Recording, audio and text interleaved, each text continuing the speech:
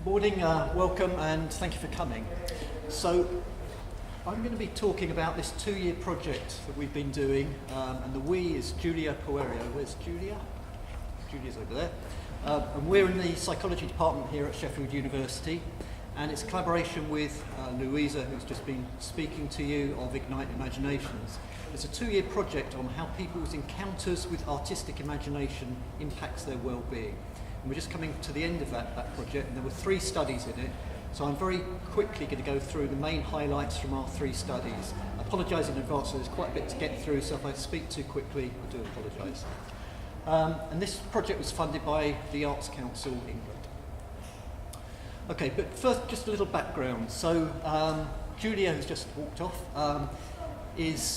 and myself are in the psychology department at Sheffield University. And I think it's fair to say that traditionally, psychologists haven't been very good at studying imagination. They tend to study people when they're doing things, they're doing tasks.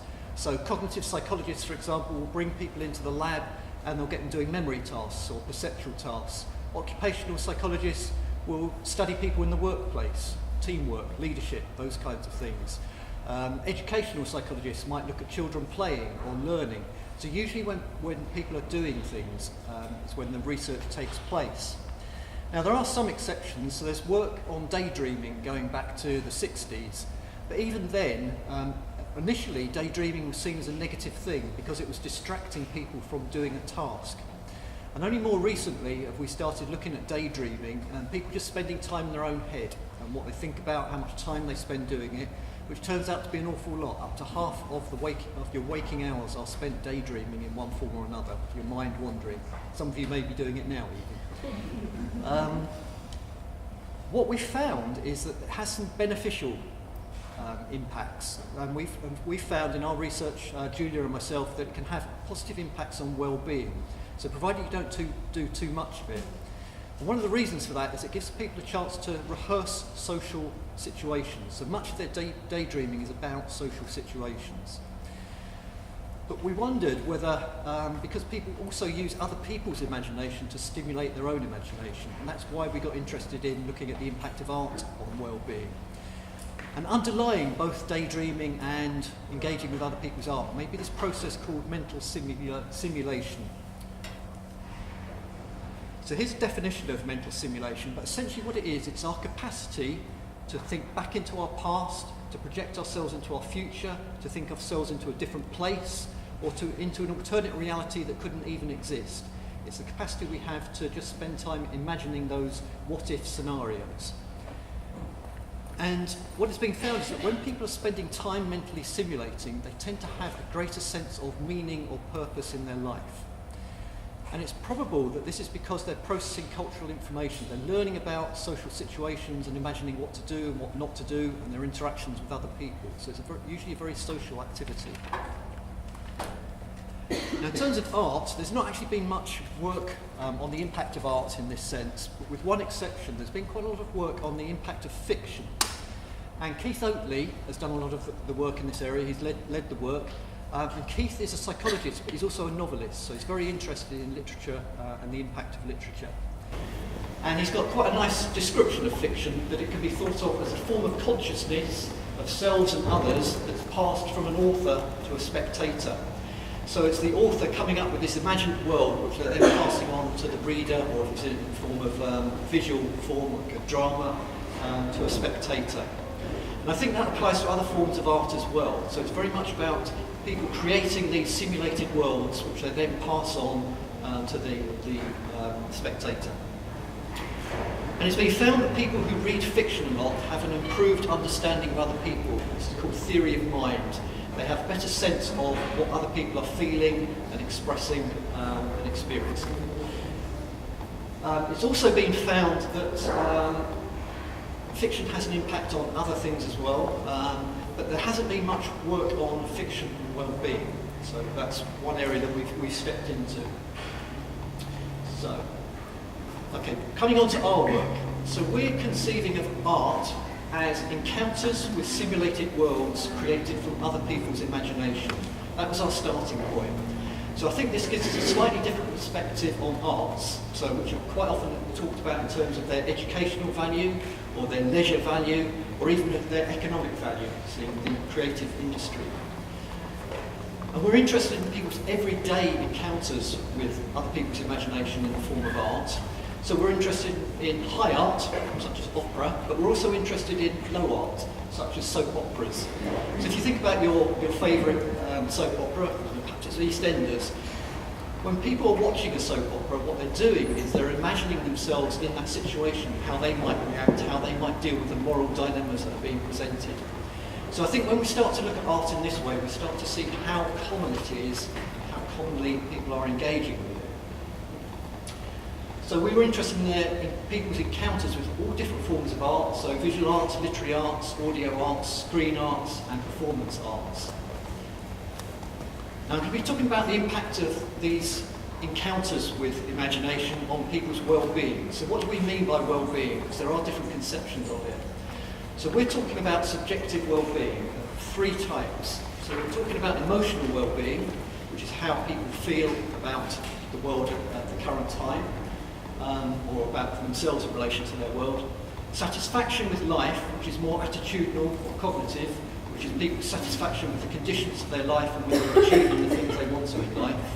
And thirdly, people's eudaimonic well-being. Eudaimonic well-being is people's sense of having a meaningful life or a purposeful life. So we've looked at those three types of well-being in our research. And we were interested in three main questions. The first one, how much do people do this stuff? How much do they engage with artistic imagination? And in what forms does it come? The second question was, what are the effects of those encounters on people's well-being? And does it depend on the different kind of art activity that they're engaging in? And the third one was, can we intervene? Can we give people art in a particular form? In this case, we chose literature or fiction in order to enhance their well-being. So we did three studies. We did an online survey. Surveys are good for giving scope for finding out about lots of people, but they're not very good at getting in and finding out about people's everyday lives. So we also did what's known as an experience sampling study, which is looking at people's everyday experience on a daily basis over a period of time. And then we did this third study, which was an intervention study, looking at giving people audiobooks to listen to, whether that would have an impact on their well-being. And I'm just going to present some highlights from those three studies. So this was the online survey. So over 500 people completed our survey. Good age range from 18 to 75, predominantly female, 70% of people who completed the survey were female. And in all our studies, we've tried to reach people that wouldn't normally necessarily be seen as engaging with art. So we tried to get people from all sorts of backgrounds, particularly with an income range. And here we found that in our sample, just over half had below the median income household for a UK household. And what we did was, in our survey, was we asked them about their previous day. Okay, so whenever they filled it in, they were asked to reflect back on their previous day. And there was a list of all possible art activities, and they indicated which ones they'd done on the previous day and how much time they'd spent doing them. What we found was that people, on average, had done over 2.6 art activities on that previous day. About a fifth of the days were weekend days. It just depended on when they filled it in. And we found that they spent, on average, 4.4 hours engaged with the arts. Younger people spending more time than older people. So I think that's our first finding, that people are spending an awful lot of time engaging with other people's imagination, which gives you a sense that it might be something that's very important in people's lives. And we gave them a number of measures, standardised measures of well-being, ones I've gone through to do with affective well-being and satisfaction with life. And we also picked out one of those activities and asked about their response to that activity. We picked the activity at random, one of the ones they'd indicated they'd done the previous day, and we were interested in the extent to which that activity had inspired them, or they felt awe in relation to that activity, and that's known as elevated experiences. So just going back to the time element, so this was how much time people were spending. The left-hand column time they're spending overall on that previous day on arts. You can see it's just over 4 hours. And this is the time they're spending on different sorts of activities. Now, we also included a comparison activity, which is the amount of time they spent watching sport. And you can see here, and that may be to do with the kinds of people who put themselves forward to complete the survey. You can see here, the time spent watching sport was considerably less than some of the other activities that were going on. In terms of how it made them feel with the activity that was picked at random, what we found was that there was a significant difference between the activities on the left and the sports category. So, particularly engaging with performance arts, things like theatre, concerts, this gave people a greater sense of inspiration and elevation than watching sport did. Okay, just to flick through some of the other main results from this survey. So we found that the more time people spent on arts activities and the more activities they did, this was associated with various aspects of well-being. The activity that seemed to have the biggest impact was live or performance arts, so things that people have actually gone out and engaged in particular. Engaging with visual arts was also associated with feeling positive that day. Whereas we found that watching sport wasn't associated with their well-being. Strangely, nor was listening to music, the audio arts. We didn't find any connection with well-being, but I think there may be reasons which I may go into a bit later. Also interestingly, engaging with screen-based arts was actually negatively related to their well-being. So this includes things like watching television, but also the cinema. And we found a negative relationship with well-being. And again, I think there are some possible reasons for that. However, we found that when people had a sense of elevated experience in response to activities, including watching sport and listening to music, there was an association with their well-being. So it may be that for some activities, it's not how much you do it, but the quality of that experience. Okay, just going on to our second study. So this was the experience sampling study. So we took a group of 50 people with a very similar demographic to our overall survey. And we gave them, rather they had smartphones, or we would give them a smartphone if they needed one. And for 10 days, we sent them a text message in the middle of the day and at the end of the day, and we asked them to report all the arts activities they'd done, either since the start of the day or since the last text message. And we asked them how much time they'd spent on it, and then we gave them various measures of their well-being to look for the connection between the two. So here we're looking at day-to-day changes in well-being, depending on day-to-day changes in the arts activities people are engaging with.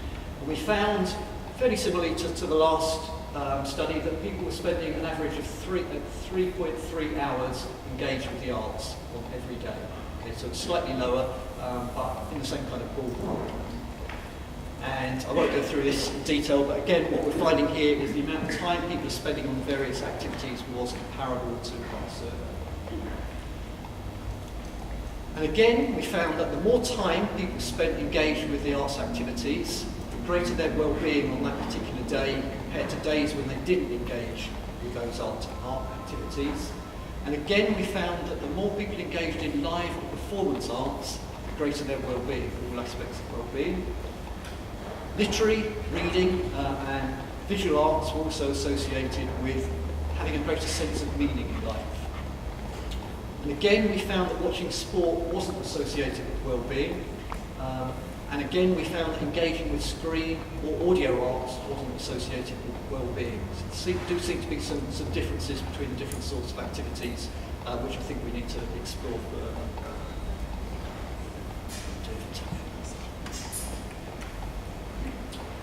One of the things about this experience sampling study is that we can get in and we can look at individual differences. So although we're finding relationships between people's engagement with the arts and well-being, it does vary between people. So here you can see top left, bottom right. For those people, for those three individuals, the more time they spent on arts, the greater their life satisfaction. Whereas the individual in the top right-hand corner, the more time that he or she spent on the arts, the less their life satisfaction. We don't know the reason for that. A possibility might be that if they were spending more time on the arts, then they perhaps were getting less income that day. It might depend on their job. So we don't know the reasons behind it, but what we're finding are these individual variations. Okay, so just to summarise those first two studies, the consistent pattern we're getting is firstly that people are spending a lot of time engaging with other people's imagination in various art forms, that there are links with well-being. We have to be slightly careful about inferring which way round it works. So it could, for example, be that if you're more depressed, then you're not going to feel like engaging with the arts, so it could work the other way. But we've got some other data which suggests, in fact, it works in both directions. And we're also finding this variation in the effect of different types of activity on well-being. And some of that, I think, needs further exploration. So, for example, we're looking at different genres of screen art to see whether certain screen arts are having a positive effect and some are having a negative effect. So just to come on to the third and final of our studies. So this was our intervention study. So what we did here is we took 94 older adults, so that's adults over the age of 50, so average age of 65 years, and again here we were targeting areas of deprivation within Sheffield to try to get a broader range of people, and 72% of those in our sample had a household income below the UK median. And we gave them an MP3 player with an audio book on it, and they were randomly allocated to one of three groups, to either to listen to a novel, to listen to short stories, or to listen to non-fiction. Once they'd been allocated to that group, they then had a choice of 4 audiobooks within that category to listen to. And these were all audiobooks that were books that had been that won awards in the past. So they were supposedly quality books. But we wanted to give them some choice because we thought that could affect the extent to which they would want to engage with the book. So they had a choice of 4. And they went away with their MP3 players and their audio book. We gave them a questionnaire at the start. 2 weeks, they had 4 weeks to listen to the audio book. They had a questionnaire after 2 weeks, halfway through, questionnaire 4 weeks when they finished the audio book, and then a final questionnaire 2 weeks later after they'd finished listening to the audio book. And within that questionnaire we had various of our well-being measures, and we also looked at their reaction to that particular book. So, firstly, a negative finding. We didn't find any relationship between the audiobook they listened to and well-being. It didn't seem to matter whether they were listening to a literary novel, to short stories, or to non-fiction. We didn't get a consistent effect with well-being. But what we did find was that the more absorbed people were in the audiobook, whatever kind it was, whether it was non-fiction, fiction, or short stories, the greater their mental well-being and sense of meaning in life. And this seemed to have an enduring effect, so it would affect how they felt for the next 2 weeks.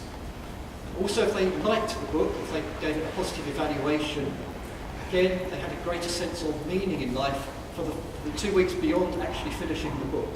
So it seemed to last, stay with them for an extra 2 weeks. We didn't measure any further, so maybe for longer than that. And we controlled in that for people's initial sense of meaning in life. So we weren't just getting people that already had a higher sense of meaning in life.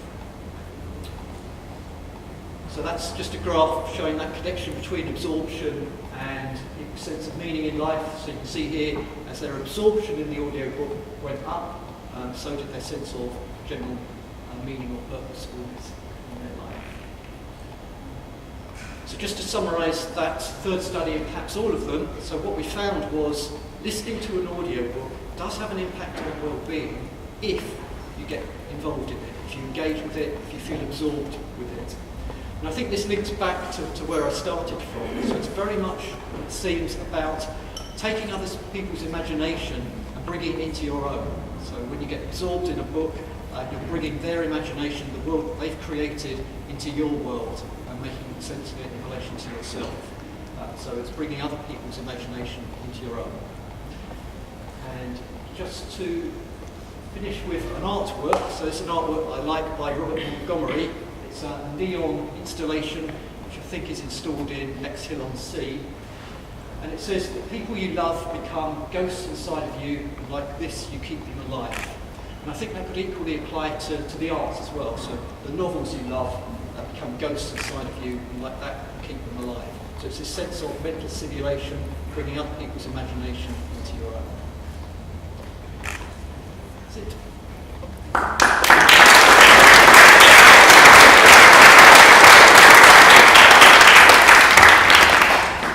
Any questions?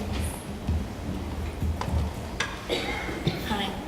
I just wanted to know, was gaming included in an arts activity? Interesting, that was the only arts activity we didn't include. We didn't include computing at all. So I have another student who's sitting up there who's looking at gaming and people's sense of theory of mind. It's something to understand of others. And we find that connection, particularly is looking at virtual reality and whether getting more absorbed in that world has an impact on the world perspective.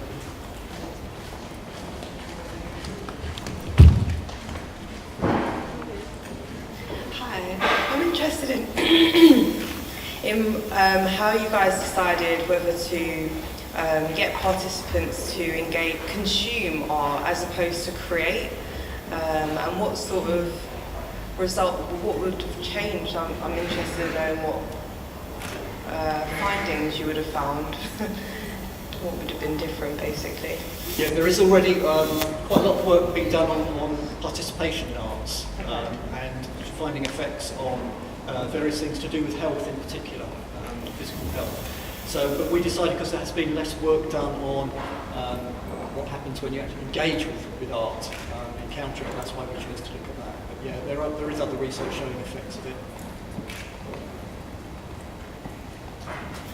I was interested in the audio arts, because I think you said it didn't show any well-being, but obviously there's things behind that.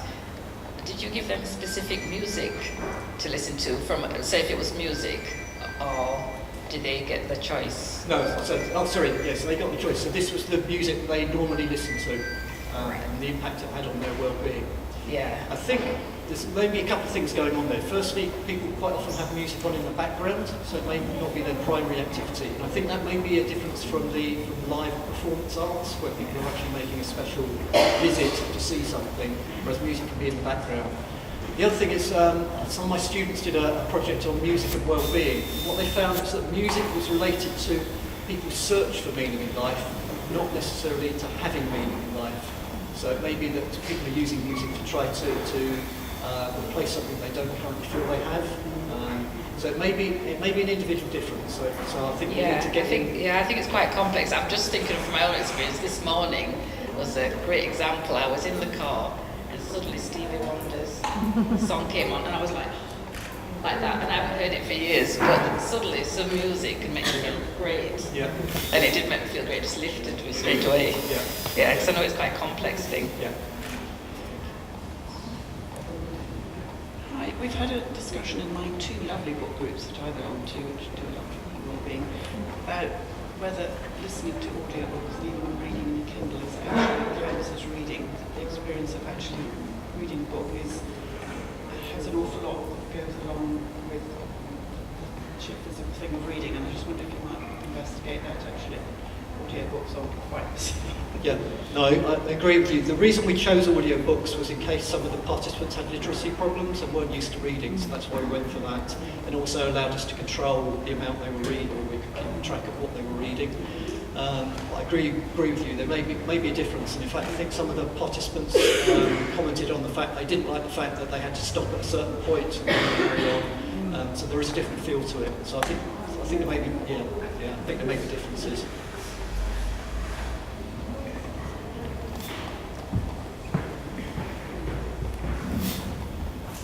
Hi, it follows on from that question really. The data suggests that engaging with literature has a positive effect, with screen-based art not so much. Did you consider screen-based ebooks? No, not in particular, I don't think. Because that would seem to fall across the two. Yeah. No. So we are lumping things together there. Maybe if we look at things separately, or we look at particular genres, we're going to get different effects. So, for example, I think when people watch stuff on TV, it may be a very passive form of watching, just whatever comes on. Whereas I think if we target things where they're particularly following something, a particular drama they're interested in, or if they're going out to see a particular film in the cinema, I think we might get very different effects.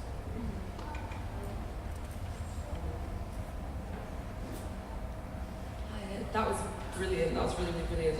I'm just wondering as well, you know, you mentioned about the thing where when you get stuck into a book and people that only benefited from the audiobook when they were absorbed in it, which I think is a brilliant term to use, and it endures, it's got endurance, that's brilliant as well. I wondered whether it might, does that kind of resonate with, you know, the whole concept of flow and the art of happiness, and you know, Mihai Csikszentmihalyi, I think he's called, the art of, I wonder if that's kind of similar to that, you know, you kind of, when you get lost in a task and you become absorbed and you forget what's going on around you, and that happens when you get your nose stuck in a book, so I wonder if that's kind of connected at all to it. Yeah, I think that's a good point actually. I hadn't thought of it that way, but yeah, because one of the things about flow is it's when you've got a challenge, but you're up for that challenge and you've got the skills to meet it. So I think with a book, when we're actually getting absorbed in a book, it's a book that speaks to them. So yeah, I think that's a nice way, and you get lost in it, you lose sense of a track of time, which is also an experience as part of flow. Yeah, thank you. Hello, thank you so much. It's just, I think it's a really wonderful thing to investigate and to really scrutinise, because I'm very passionate about arts and equally well-being. I think there's a lot of scope for crossovers and further collaboration between the two distinctive fields. I was struck by the fact that the majority of the participants were female. In fact, the last one was like 85%, which is nearly 9 out of 10 participants. So my question is, was that something that happened by accident, or were you looking for more female participants, or what do you think is the reason behind the overwhelming sort of gender imbalance there? Okay. I'm going to ask Giulia to answer that one, because she did a lot of the recruiting.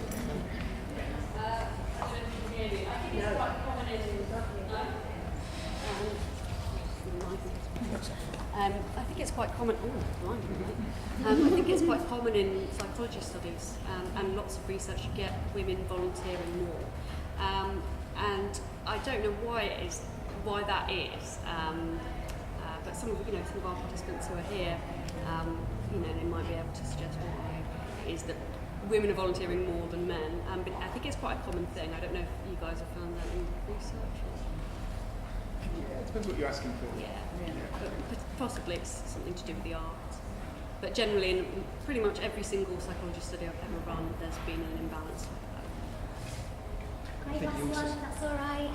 Hi, I took part in this. I was in phase 3, and I read short stories of Julian Barnes, and I did get really involved in it, but because it was audio and it wasn't in my hand and I couldn't see it, I didn't know when it was finishing.